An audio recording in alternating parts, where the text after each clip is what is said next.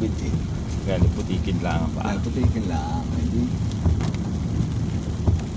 Sanay naman tayo sa putik. Dati tayong galing sa putik.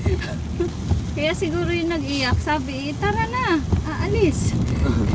Nauna na si daddy. Akala Sabi, siguro umalis na si sasabay Daddy. din tayo. Nasaan na kayo? Akala nyo nakapag hindi na nakatulog pa.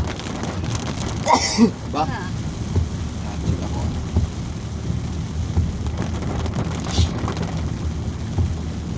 Ano ba yan? Jogging kahit na ulan. Mamaya natulo na din dyan sa pwesto nila. Gusto na yan.